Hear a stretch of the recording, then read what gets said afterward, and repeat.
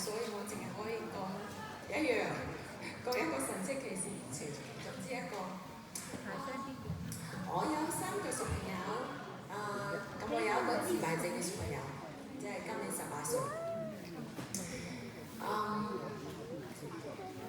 因為佢嘅自閉症，佢唔淨係自閉症，仲有呢個過動症啦，仲有呢個 OCD 啦，所以咧佢咧係 not easy 嘅，有啲咁嘅小朋友喺我哋屋企，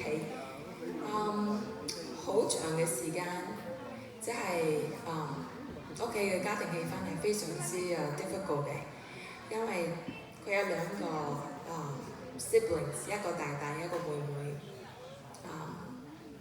即係因為佢嘅行為好難，即係控制唔到自己。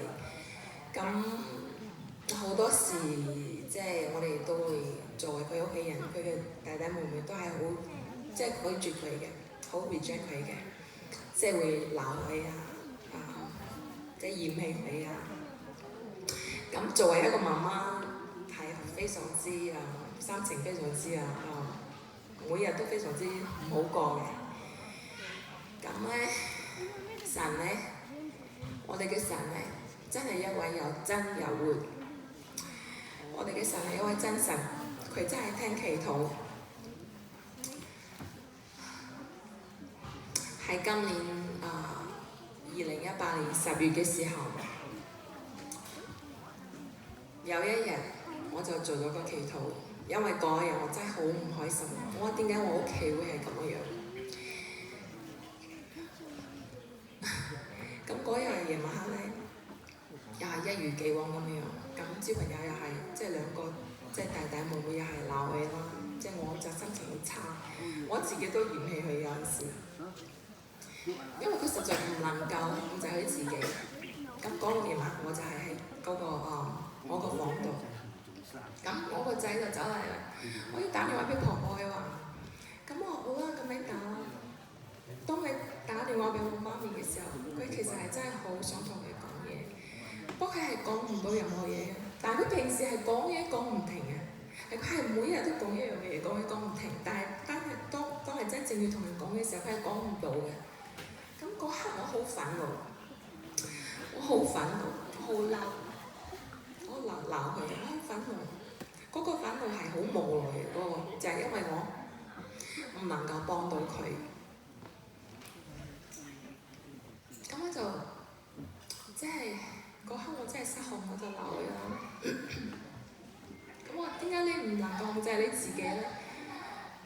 點解你日日都係咁樣樣？點解你日日即係你咁樣樣，有咩人可以同你相處咧？咁佢嗰日咁佢就喊啦，佢喊，咁就話幫我祈禱，佢話佢淨係喊，跟住話幫我祈禱。嗰刻我好嬲啊！我幫你祈禱都冇用啊！我話咩人都幫唔到你啊！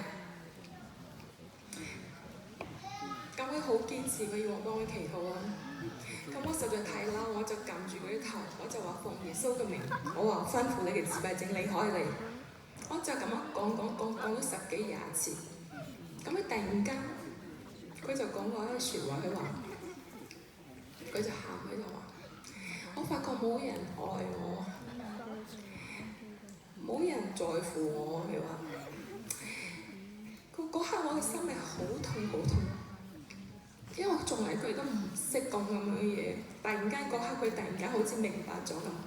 咁佢就話：點解我會有自閉症？佢話：我唔要有自閉症。佢話：如果我冇自閉症，我哋屋企幾咁幸福咧？佢話：我嗰刻我係好震撼，佢講呢句説話，因為佢從來都唔識嘅。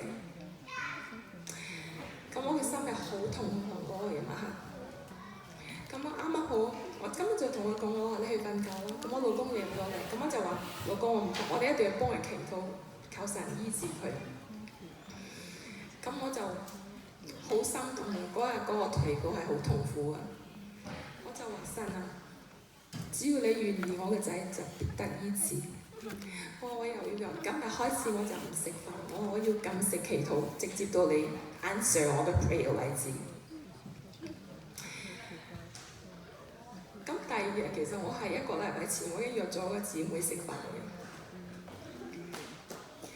咁嗰日我就同個姊妹食飯又係，即係同佢講翻之前嗰晚發生嘅事啦，因為好辛苦啊，即係好 stress out。咁食飯，咁個姊妹要翻工，所以淨係可以食到12:50。點解我講呢個時間咧？因為係好critical 啊，神 answer 個 prayer 個時間。咁12:50佢就佢要走啦，咁我就話好啦，咁我都去買啲嘢俾佢食啦，因為我 I feel so guilty， 因為我之前嗰晚鬧佢。咁我就去買咗嘢，我一上咗車，咁聖靈咧就幫我同佢點樣同佢祈禱。咁嗰段時間應該係1點至到1點15分嘅，我上車祈禱嘅時候，我1點半翻到屋企。咁我3點鐘我就收咗一個 email， 係放佢先生嘅。個先生係我唔識嘅，我亦都冇收過學校任何嗰個先生嘅 email， 之前仲冇嘅。咁嗰個 email 咧，放嗰個先生佢就話我係佢大陸堂嗰個先生，佢話我教咗你嘅仔2年啦，佢話你嘅仔今日好唔妥，佢話我每日教咗2年，呢2年以來佢每一日入個課室，佢就係好開心嘅，每日都係 smiling ear to ear， 咁咧就周圍同人講嘢講唔停，好開心，即係咁 share 佢嘅 thought 嘅。呢個係好 typical 嘅仔啦，佢唔能夠停止講嘢。咁佢話今日好唔妥，佢話非常之唔妥，唔到我咧，我要同我第5堂個先生即係問佢哋佢係咪今日係咪都係咁樣喺嗰堂？咁佢話嗰個先生話佢都係咁樣，今日冇講過一句説話。即係2堂課冇講過一句説話，咁我就好，我嗰刻我就崩潰啦，我就話神，我話一係你完全醫治佢，一係你俾翻嗰個仔係乜都唔識嘅，淨係每日都咁開心嘅仔，我話神你真係，我嗰日真係嗰個祈禱係好，真係好心痛啊！我嗰刻我直接覺得，我先至知道，我好愛我嘅仔，因為咁多年10幾年，因為佢嘅自閉症，2歲9個月之後。我就冇再抱過佢，冇再黑過佢，都唔知我到底係愛唔愛我嘅仔。嗰刻我知道我好愛我嘅仔，因為我話神，我唔要啦，我諗你唔意思，我又俾翻佢我。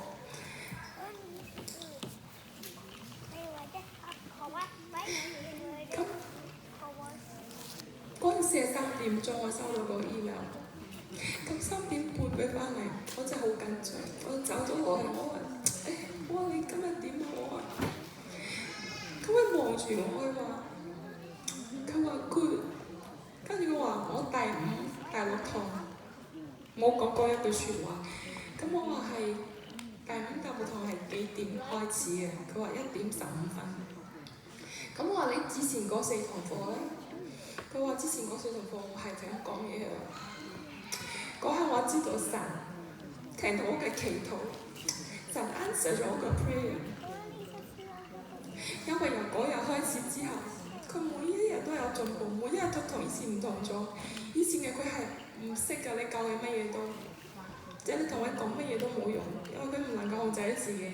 但係神由嗰日開始之後，你突然間好似變咗一個人，突然間懂事，懂咗好多，係因為實在太多嘢啦，我呢度講唔晒，但係我只係想同大家講，我哋嘅神係真又真又活。當你係好失望嘅時候，當你好愛無助嘅時候，當你係真係願意嚟到佢面前同佢講神，我真係好需要你幫我。佢真係幫我屋企由嗰日開始發生咗好多神蹟奇事。我在呢度唔能夠一一同大家講，因為時間嘅關係。係啦，我今日就係想同大家講，我哋嘅神係 amazing， He is a living God。多謝大家。